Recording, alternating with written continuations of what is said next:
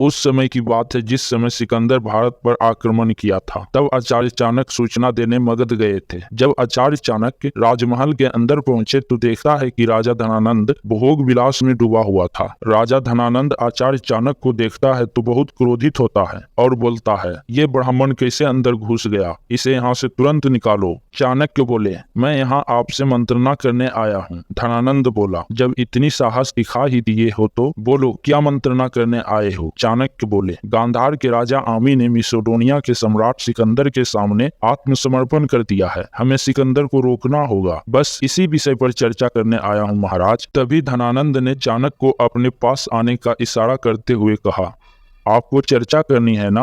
चाणक्य असमंजस में था किंतु पहुंच गए उनके पास। चाणक्य के पास पहुंचते ही धनानंद ने कहा, अपने घुटनों पर बैठ जाइए। चाणक्य इस अपमान को सहन कर लिया क्योंकि अभी उसके मन में सिर्फ और सिर्फ देश और प्रजा की चिंता थी। अपना स्वाभिमान त्याग कर बैठ गए। वो बैठे ही थे कि धनानंद बोला, ये है तेरी औकात। अब तू मुझे सिखाएगा कि राज्य कैसे चलाना है। अब तू मुझे बताएगा कि सुरक्षा कैसे करना है। 2 कौड़ी की शिक्षक है तू, चुपचाप अपना काम कर। युद्ध के बारे में सोचना और लड़ना हमारा काम है, समझा।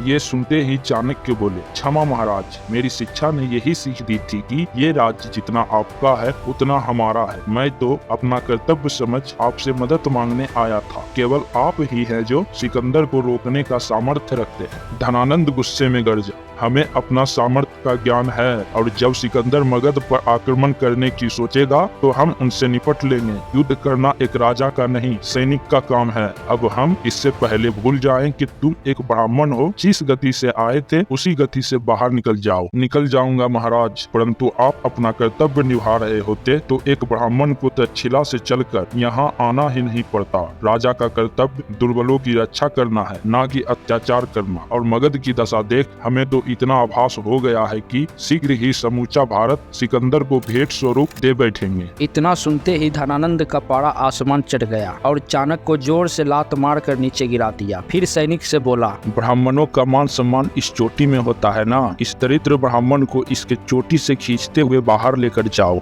सैनिक ने तुरंत आज्ञा का पालन किया और चाणक्य को चोटी से खींचते हुए बाहर लेकर जाने लगे। द्वार तक पहुंचने से पहले ही चाणक्य ने उन सबको एक धक्का दिया जिससे वो सैनिक लड़खड़ा के गिर गए। अब चाणक्य ने अपनी शिखा खोलना शुरू की और गुस्से में उबलते हुए गर्जना की, धनानंद, मुझसे भूल हो गई कि तुझ जैसा पापी से ये उम्मीद लगा बैठा कि तू बचाएगा इस देश को। एक शिक्षक, एक ब्राह्मण का अपमान किया है तूने। मैं जनक पुत्र चाणक्य, तक्षशिला का आचार्य, आज ये प्रण लेता हूँ कि जब तक तेरा और तेरे इस नंद वंश का सर्वनाश कर मगध की राजगद्दी पे एक योग्य राजा ना बिठा दूं, मैं ये शिखा नहीं बांधूंगा।